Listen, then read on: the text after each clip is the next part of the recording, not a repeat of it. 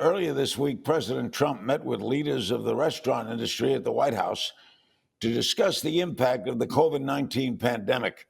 For analysis on that meeting, I'm joined by Jon Taffer, entrepreneur and TV personality, host and executive producer of the reality TV series Bar Rescue. He joins me from Las Vegas. Are you the only one there in Las Vegas? No, all the residents are here, Larry, but there's no tourists. It's something. You drive down the strip, and these casinos don't even have locks on the doors, Larry. They never contemplated locking them That's before. right. So they're all Wow. boarded up, but the good news is they're getting ready to open, and we expect to be open by the end of the month. All the casinos? Some of them. They're going to do it in stages. So a couple of casinos are going to open. Then a few weeks later, a couple more. But yesterday morning, bars opened. Restaurants opened a week ago. And they're getting busy, Larry. People are getting used to a new normal. I'm starting to see some activity, finally. President Trump met with leaders of the restaurant industry last week, or this week, rather. What's your take from that meeting? Well, I've heard very good things about the meeting. The big focus now is we've gotten stimulus dollars that helped us, Larry, with payroll, rent, and utilities. The next round of stimulus has to help us with an inventory credit for food. Think about it. All these restaurants, Larry, the refrigerators are empty. Even the beer kegs are stale and need to be changed. So it's going to be costly for these restaurants to get their inventory back. So the next round of stimulus, it's important, and this was discussed, that we get an inventory stimulus.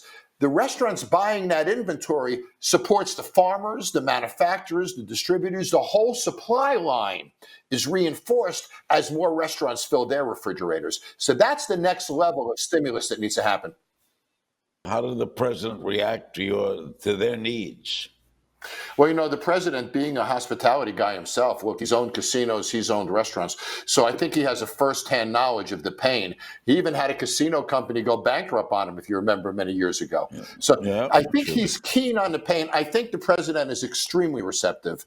I think Washington is extremely receptive. Let's remember, the restaurant industry is the largest employer in America other than the federal government. So this is important to us all to get this industry going so those employees can go back to stores, get their jobs back, and fuel our whole economy. This is a big part of America resetting. So Las Vegas right now looks like a deserted city, right? It's unbelievable. So the people are riding bicycles up and down the strip in Las Vegas. That's the new thing for the locals to do. Of course, you'd get killed by a car if you ever took a bicycle on a strip in normal times. But that's what's going on here now. And the locals have really stepped up. There's a lot of charity programs going on. This is a city that's all hospitality, right? We really have no other industries. So the industry is supporting the industry, and we're getting through it. All right, help me. Las Vegas business model, largely based on inexpensive buffets, affordable rooms, and great air conditioning on casino floors. All these are impacted by the coronavirus. Does Las Vegas need to reimagine itself?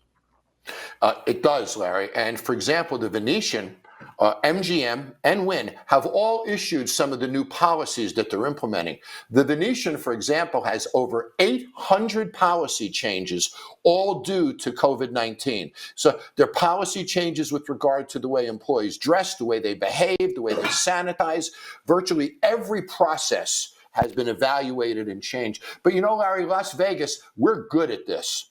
We feed more than anybody when we're full with our convention activity. So Vegas is really good at systems and procedures. You have to be to function at our scale. So I would venture to say if anybody gets it right, Vegas will. How's a casino going to handle social distancing? How do you play blackjack with social distancing? How?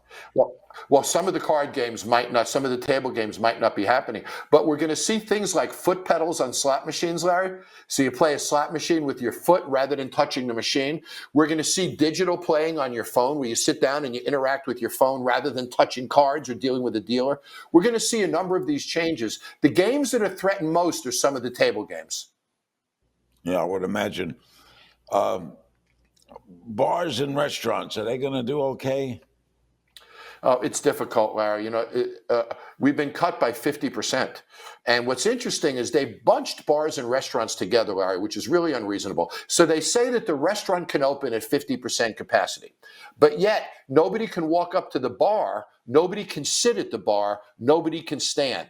So you have to be in a table, you have to be 6 feet apart in that table, and there can be no real bar interactivity. So even though they've opened restaurants per se, they haven't yet opened bars because everybody still has to be seated. As you know, Larry, one of the most important parts of a bar is walking around and being close to people. Are you in favor of liability protection for businesses in regard to this pandemic?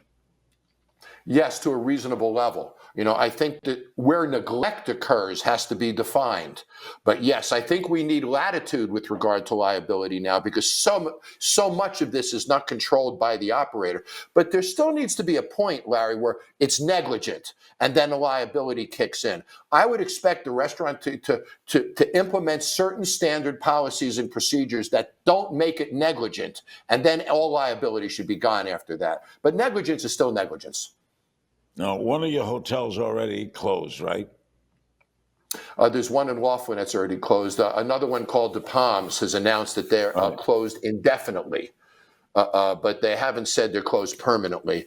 But look, Larry, we have the biggest hotels in the world here. When you have a 5,000 room hotel, 6,000 room hotel, how do you fill a hotel of that size after a crisis like this? So we're going to start to see the smaller properties open first, and then the bigger ones will come under.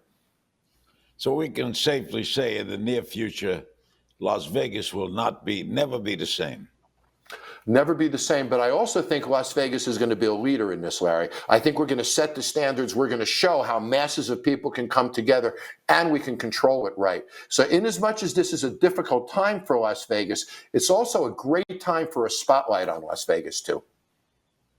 How are they holding on? How are the hotel workers? How are they handling it? Your whole business is shut off.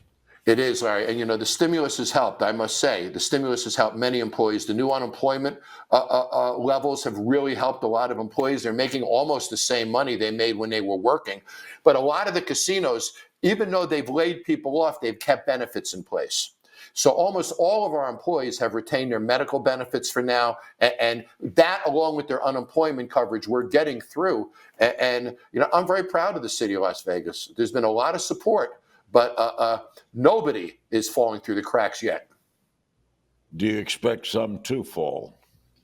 Sure, I'm worried, Larry. Some of these casinos, they're saying now they're going to try to reopen. They might not.